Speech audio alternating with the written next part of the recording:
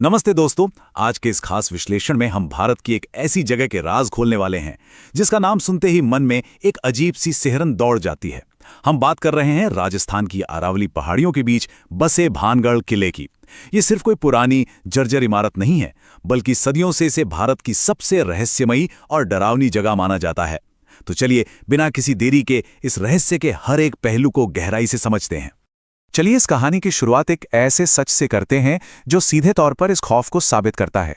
जरा सोचिए, हमारी अपनी सरकार की एक संस्था भारतीय पुरातत्व सर्वेक्षण, उसे एक आधिकारिक बोर्ड लगाना पड़ा जिस पर साफ साफ लिखा है कि सूर्योदय से पहले और सूर्यास्त के बाद भानगढ़ की सीमाओं में प्रवेश करना सख्त वर्जित है। ये कोई आम चेतावनी नहीं है। आखिर एक सरकारी संस्था को ऐसा कदम क्यों उठाना पड़ा? ये चेतावनी ही अपने आप में इस जगह के वास्तविक और जमीनी खौफ को प्रमाणित करती है। अब इस खौफ के पीछे की कहानी समझने के लिए हमें थोड़ा पीछे जाना होगा, इस जगह के शानदार अतीत और उसके बाद हुए रहस्यमयी विनाश की तरफ। साल 1573 की बात है, जब आमेर के राजा भगवंत दास ने अपने बेटे माधव सिंह के लिए यह शहर बसाया था। कल्पना कीजिए, अपने सुनहरे दिनों में यह कोई छोटा मोटा किला नहीं था, बल्कि यहाँ 9000 से भी ज्यादा घर पूरी तरह से आबाद थे। यहां एक बहुत बड़ी आबादी अपनी जिंदगी खुशी से बिता रही थी। लेकिन आज की तस्वीर एकदम अलग है। अगर आज हम भानगढ़ जाएं तो किले के अंदर गोपीनाथ मंदिर और सोमेश्वर मंदिर जैसे भव्य ढांचे आज भी शान से खड़े दिखेंगे। शाही महल और प्राचीन बाजार के अवशेष भी मौजूद हैं। लेकिन जो चीज सबसे ज्यादा हैरान करती है वो ये कि पूरे के पूरे शहर में किसी भी घर या इमारत पर छत नहीं है। जी हां, सारे के सारे ढांचे रहस्यमयी ढंग से बिना छत के हैं। स्थानीय लोग तो ये तक मानते हैं कि अगर कोई यहां छत बनाने की कोशिश भी करता है तो वो टिक ही नहीं पाती। तो आखिर इतने आबाद और शानदार शहर का ये खौफनाक हाल हुआ कैसे? इस सवाल का जवाब सदियों से चली आ रही स्थानीय लोक कथाओं में मिलता है, जो मुख्य रूप से दो जानलेवा श्रापों का जिक्र करती हैं। और ये दोनों श्राप एक दूसरे से बिल्कुल अलग हैं। एक तरफ है गुरु बालूनाथ का श्राप। उन्होंने शर्त रखी थी कि किले की ऊंचाई इतनी मत बढ़ाना कि उसकी परछाई उनकी कुटिया पर पड़े, वरना पूरा शहर तबाह हो जाएगा। और दूसरी तरफ है तांत्रिक सिंधिया का श्राप, जो एक काले जादू वाले इत्र से जुड़ा है। और सच कहें तो दूसरी वाली कहानी ज्यादा मशहूर और डरावनी है। ये इत्र वाली कहानी सच में रोंगटे खड़े कर देने वाली है। बताया जाता है कि तांत्रिक सिंधिया, जो काले जादू का माहिर था, वो भानगढ़ की बेहद खूबसूरत राजकुमारी रत्नावती को पाना चाहता था। उसने राजकुमारी को वश में करने के लिए उनके इत्र पर काला जादू कर दिया, लेकिन राजकुमारी को इस चाल की भनक लग गई और उन्होंने वो इत्र की शीशी पास ही पड़ी एक बड़ी चट्टान पर दे मारी।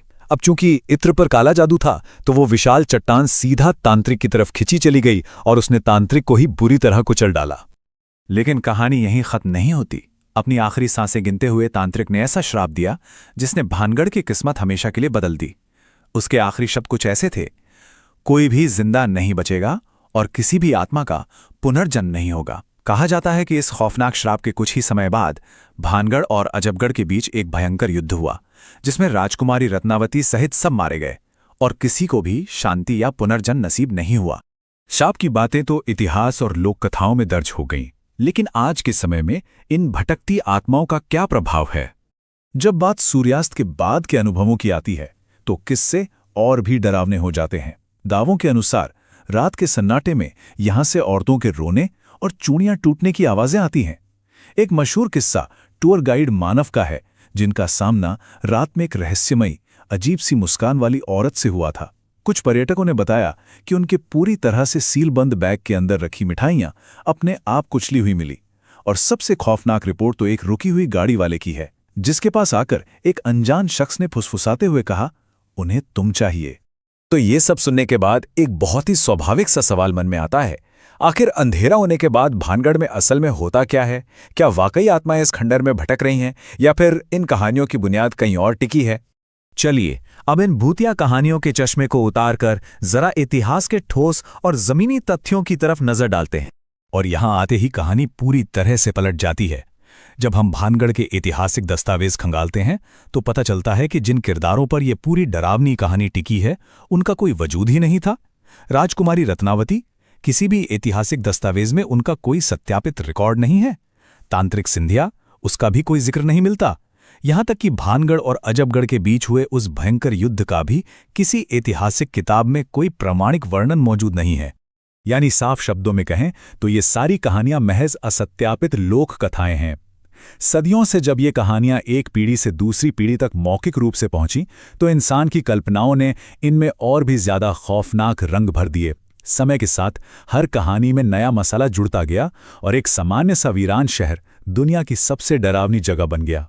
लेकिन रुकिए, अगर ये सारे किरदार काल्पनिक हैं तो फिर जो गहरा डर लोग भानगढ़ में महसूस करते हैं वो क्या है? क्या वो डर भी झूठा है? बिल्कुल नहीं। इसका जवाब हमें भूत प्रेत में नहीं बल्कि विज्ञान में मिलता है। इसे अच्छे से समझने के लिए हमें 1980 के दशक की एक घटना पर नजर डालनी होगी। ब्रिटिश इंजीनियर विक टैंडी अपनी लैब में काम कर रहे थे।